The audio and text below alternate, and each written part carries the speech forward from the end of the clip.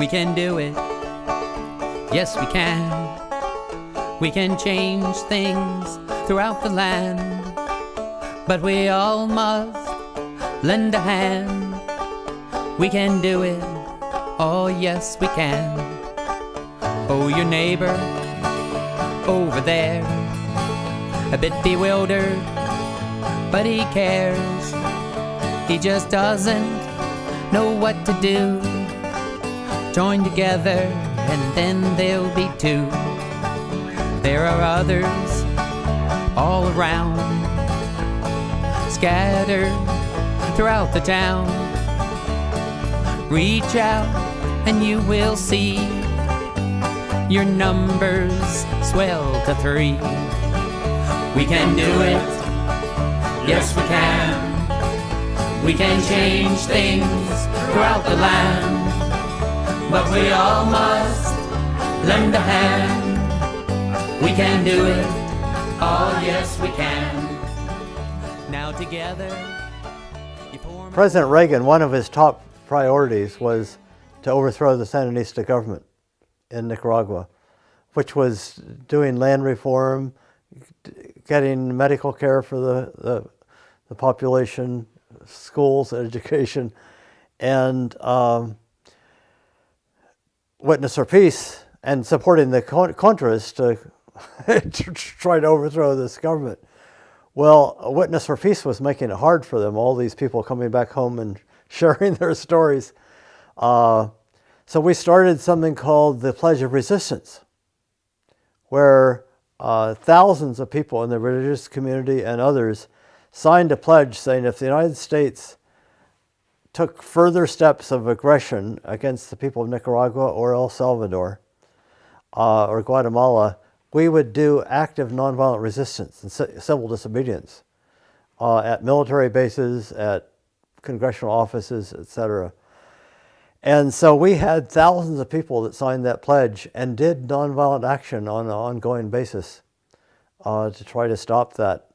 And one of the Reagan administration officials was quoted as saying, if it weren't for these Christians, we could have overthrown the Sandinista government a long time ago. And the other thing that was happening was the sanctuary movement, where churches here were taking in refugees who were fleeing the wars in Central America. And those folks were sharing the story personally of what they had experienced. So again, bringing the truth to the American people about what our government is doing in another part of the world. You know, all during the 80s, the, 60s, 70s, 80s, and even 50s, what was being said was, you know, you can use nonviolence against a humane government like Gandhi did against India, against Britain, but it would never work against communists, you know, dictators, you know, godless, you know, don't care about it. I mean, they couldn't care less if 1 million people were killed. Well, what was interesting was that in 1989, and this was, you know, starting with the Solidarity movement in Poland, people overcame their fear and began organizing and built a powerful nonviolent movement, even when there was terrible repression, which overcame that communist government, and they moved from dictatorship to democracy. Well, in East Germany, where I had lived, and saw this nuclear Armageddon, you know, threatening each other across the Berlin Wall, the churches began training local people in nonviolence 10 years before that. And then when the people on both sides finally tore that wall down, the military had been ordered, the East German military had been ordered to shoot to kill anybody that messed with that wall. And in tearing down that wall, it's a much bigger story than this, but not one person was hurt or injured, and not one of the ordinary people hurt or injured any of the police or the military who had the guns. And what an East German pastor said to me this last summer was the East German government was prepared for every eventuality except candles, except nonviolence. And when I went back to Checkpoint Charlie, where the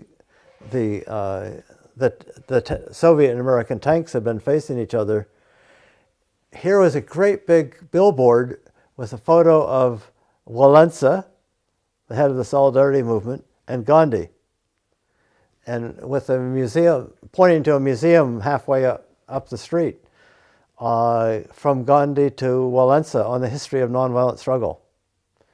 And I thought, well, what a wonderful transformation from tanks threatening each other with nuclear war to a history of nonviolent struggle. And all of Eastern Europe overthrew the communist dictatorships without firing a weapon, without a person being killed by the movement. And in all those cases, there were orders from the police and from the government to shoot. But when faced with unarmed people, they refused their orders. So, and that's except for Romania, where there was an armed revolt.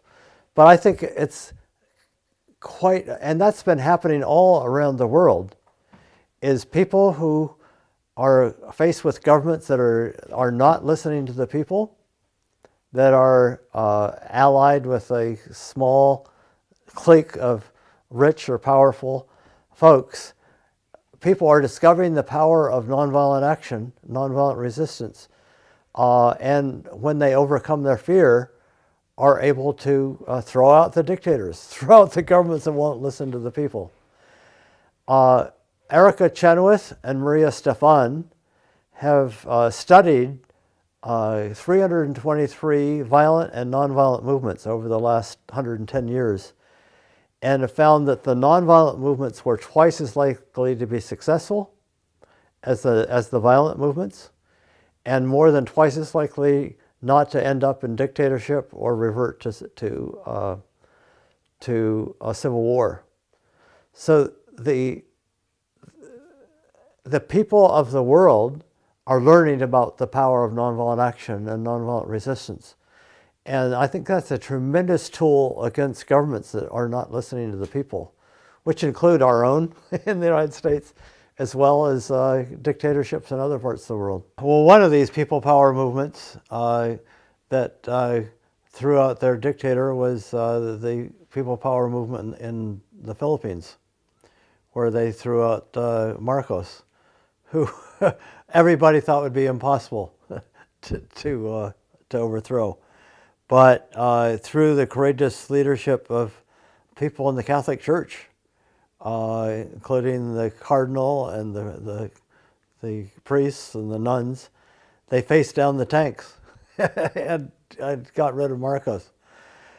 But by '89, unfortunately, they hadn't gotten rid of the military that were still trying to learn stuff from the American war in Vietnam, and there was communist guerrillas in the island of Negros that were organizing among the sugar workers, who were desperately poor, and the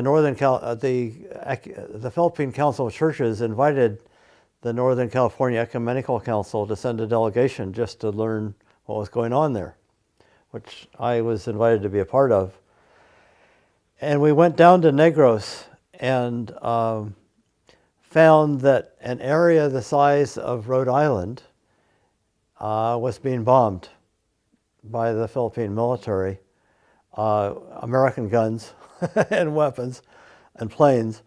And the people who survived had fled outside this area that was being bombed to church halls or wherever they could find.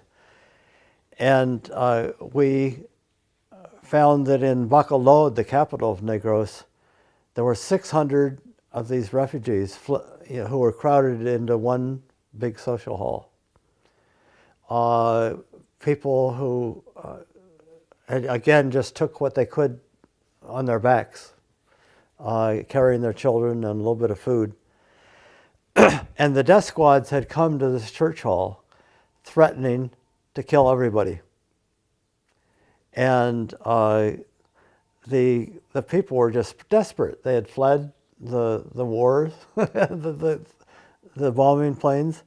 So in the capital of Negros, there was a church hall, a social hall in which 600 people had been crammed in, refugees who had fled with what they could carry on their backs, their children. And the death squads came and threatened them all with being killed unless they left within 36 hours. Within 3 days, that's 72 hours. We went to visit, we heard about this, went to visit the Catholic bishop, Antonio Fortich, and he was in tears, saying, where can these people go? They've suffered so much. And we shared a little bit about the experience of Witness for Peace and Peace Brigades International in Central America. And his eyes lit up and he said, that's what we'll do. We will invite international religious people to come and be present with these refugees.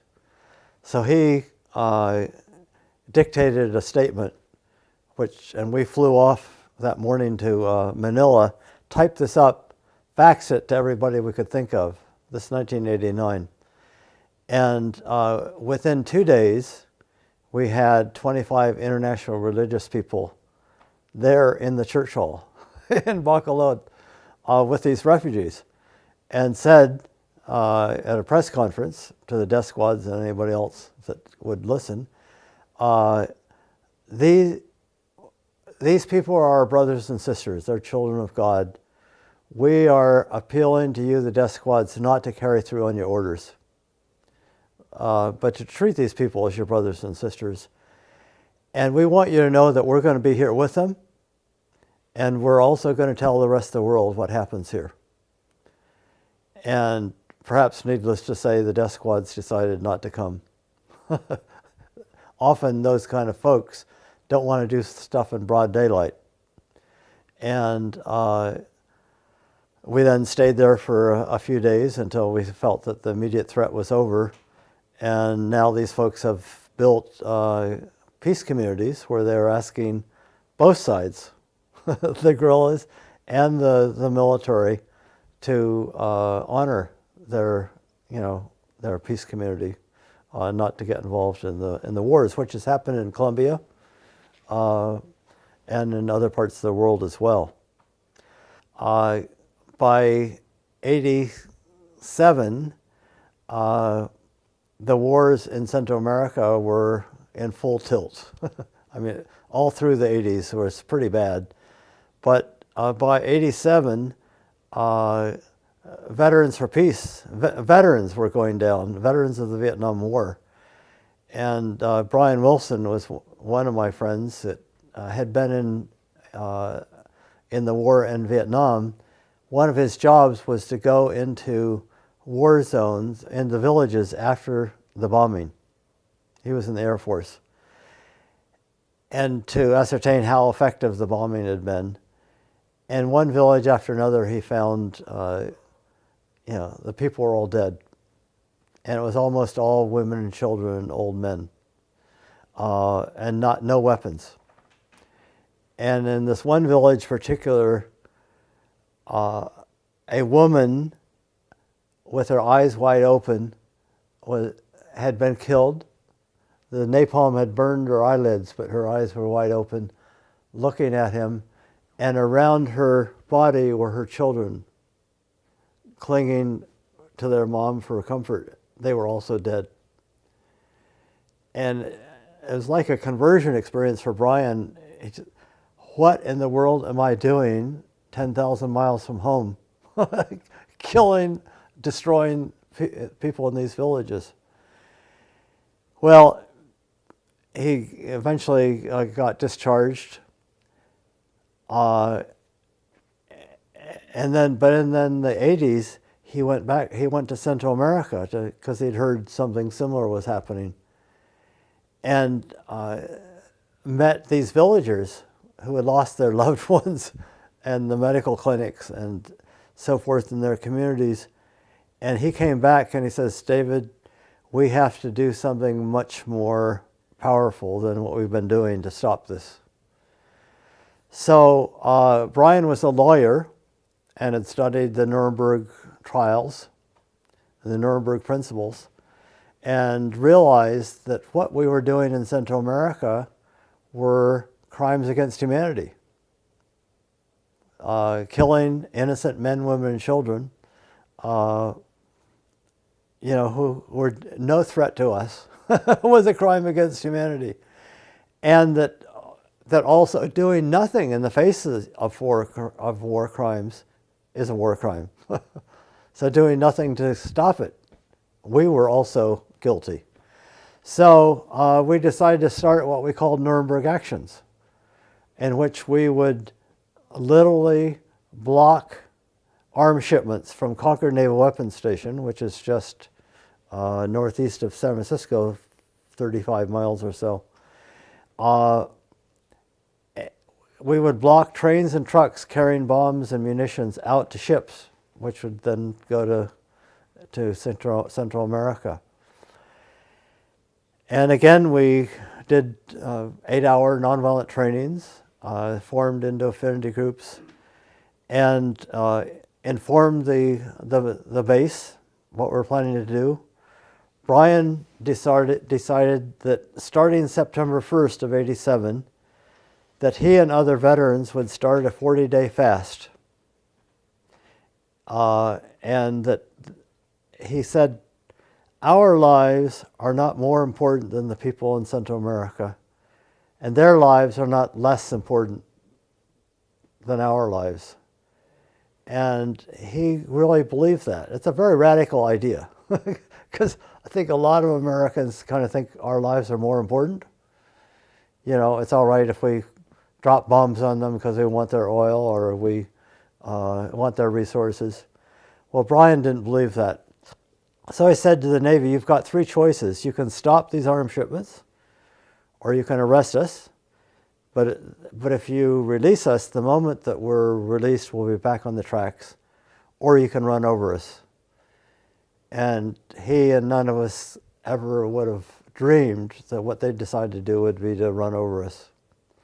And actually, earlier that summer, a number of us, including me, were arrested for blocking trucks carrying bombs and munitions.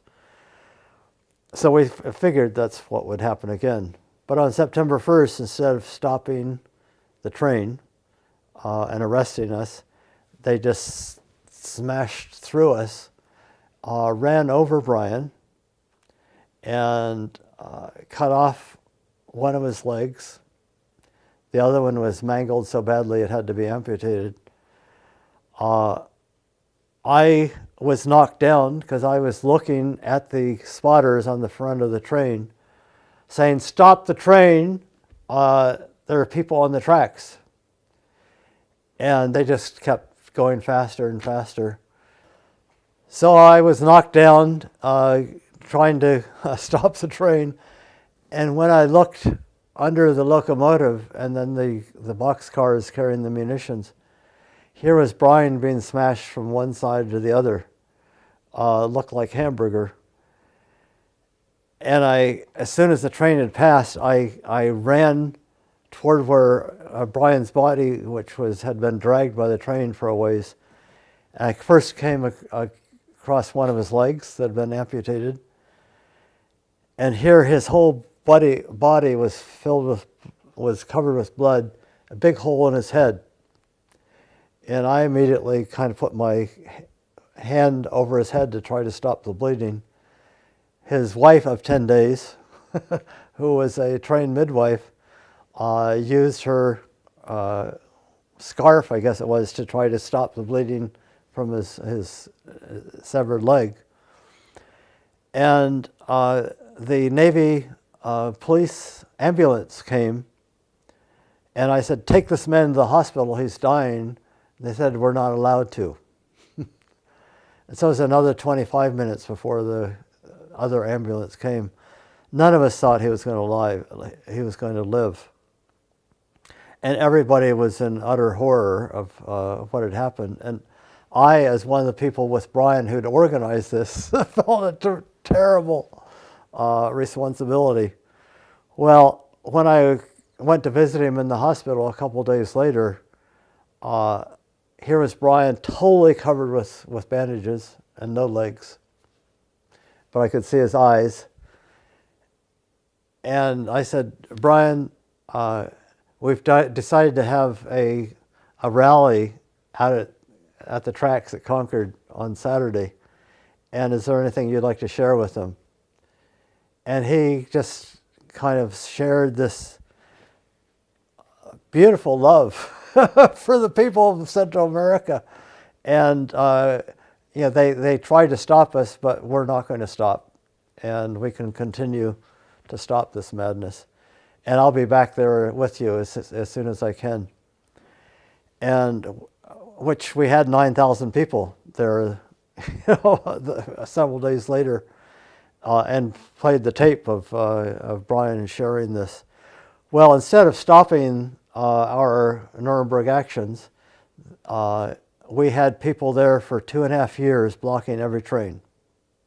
Sometimes they would have to arrest 2 busloads of us, get us off the tracks before the train could go through. And we found out later that the government had orders had come from Washington for the train not to stop. And what they were saying was, "We have a war to fight, and we don't want you guys in the way." But instead of getting out of the way, as I say, our commitment to try to stop this insanity intensified. It was during these same years that the Pledge of Resistance was doing nonviolent actions all across the country, including at a number of military bases. So we would have hoped that what we were doing at Concord could have been replicated in many other military bases. But so it did inspire people in this country, but in Central America, I went back to El Salvador and Nicaragua a year and a couple of years later. And in villages where there was no electricity, no newspaper, people had heard about Brian Wilson and the people that had risked their lives to try to stop, these arms shipments. And were just so deeply touched that there were Americans that cared so much about their suffering and their pain and the death of their family members that we were willing to risk our lives to stop this insanity. So I think that's the kind of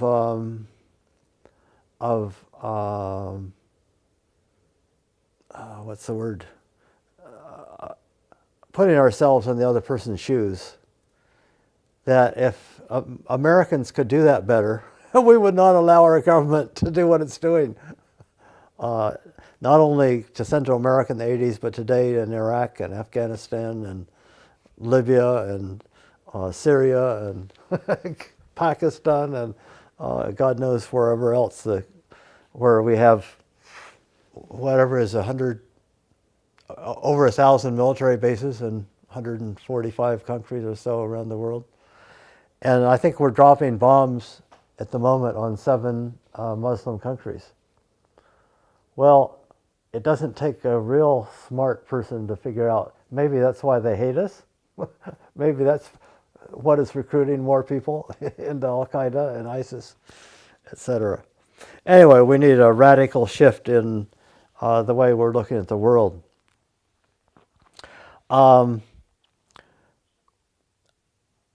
But when our country is doing stuff like bombing the people of Vietnam, bombing the people in Central America, bombing Iraq, Afghanistan, it is really very supportive to be with other people that feel as deeply as you do the pain that we're inflicting on these folks, and are willing to actually do something to try to stop it. So those have been some of the strongest friends and communities of my life, are people that were part of these actions together. And Brian has written a book called Blood on the Tracks, which is his story of conversion from being born of parents, members of the John Birch Society and Christian Anti-Communist Crusade, to risking his life to try to stop the killing of people in other parts of the world. Brian is trying to live the revolution, not riding in planes or riding in cars using fuel. And so when he wrote his book, he bicycled from Portland, Oregon down to San Francisco, 700 miles on his bike, a hand-pedaled bicycle, to pedal his book. I joined him for the last 70 miles of that. And he gave book talks along the road. And as we were coming up the hill from Sausalito to the Golden Gate Bridge, Brian he'd bicycled 700 miles with arms that aren't meant to doing that. And he was really worried, am I going to get up this hill? And I was right behind him, and finally, as he got slower and slower, I got off my bike and pushed my bike with one hand, and the other gave him pushed his back to help get the last, couple hundred feet up the hill. But it's indicative of our relationship. I feel the pain the suffering that he's gone through the rest of his life. This will last almost 30 years now. And I feel responsibility. But I'm so deeply touched by how instead of making him into a person afraid of this all-powerful government, it's made him into a nonviolent world citizen, nonviolent revolutionary, committed to changing this whole structure that what Senator Fulbright during the Vietnam War called the arrogance of power. That America we're powerful and we think we have the right to rule the world and tell the world. Well, Brian is risking his life to try to change that and trying to live by the values that, as if we thought that people in all parts of the world mattered. After Diablo Canyon, the energies of many of us that have been involved there, this is in the early 80s, when Reagan was threatening nuclear war with the Soviet Union. And he said, we'll start bombing in 5 minutes. We can start bombing in 5 minutes. And out at Livermore Nuclear Weapons Labs, which is 30, 40 miles from San Francisco, the United States was designing these nuclear weapons and spending more than $1 billion a year to do this. And we just thought, the Bay Area is considered liberal, and and this is happening right in our backyard. Well, we decided to do what we had done down at Diablo Canyon, to actually build a nonviolent campaign to try to convert Livermore Labs from nuclear weapons production to doing something useful for the world. And so we started nonviolent protests out there. And as usual, they tried to instill fear in us. And in '83, I think it was, we had over 1,000 people that were arrested. There was not enough room in the jail, so 500 of the men were in a circus tent with barbed wire around it. And we spent 15 days in the circus tent. But rather than feeling sorry for ourselves, we used that time to build community, share our life stories. Dan Ellsberg was there and gave us a teach-in on nuclear weapons and the arms race. I led strategy games on nonviolent civilian-based defense as a better way of trying to defend your country. People did yoga and sharing whatever skills they had. And we came out much, much stronger than we did. And we've had an ongoing campaign for the last 30-some years to convert that facility that is doing something insane. And we have enough nuclear weapons in the world to kill everybody in the world many times over. And here we're trying to modernize our nuclear weapons stockpile. While our schools are going to pot, and our infrastructure is, bridges are falling. We don't have money for preschool programs, etc. But that's our nation's priorities. So that's an ongoing campaign, including people living right in Livermore, who found out that there's radiation leaking into the ground, and so the playground was radioactive. So, and their water was radioactive. So this is part of a worldwide movement to try to bring our governments to some kind of sense, away from their insane direction that they're trying to take the world.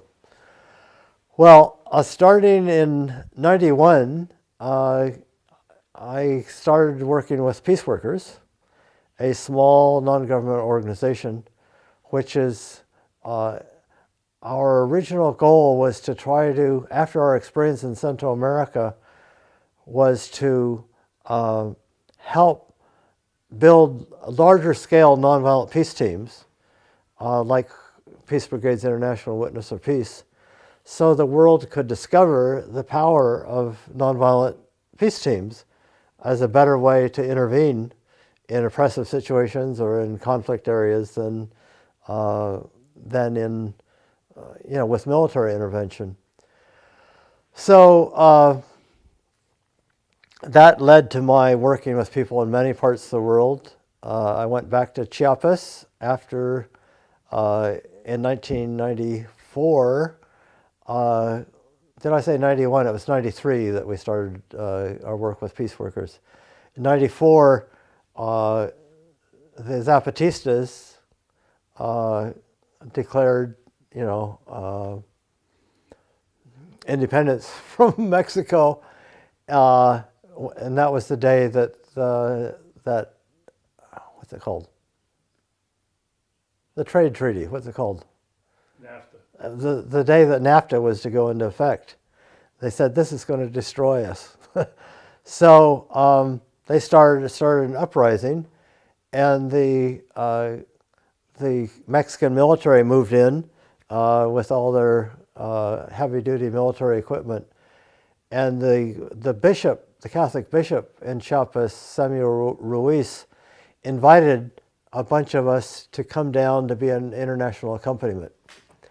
So Peace Workers, together with Global Exchange and others, started what we called CIPAS, Servicio Internacional para la Paz, International Service for Peace, to accompany people in the villages who were being threatened by the armed troops coming in to try to stop this Zapatista uprising.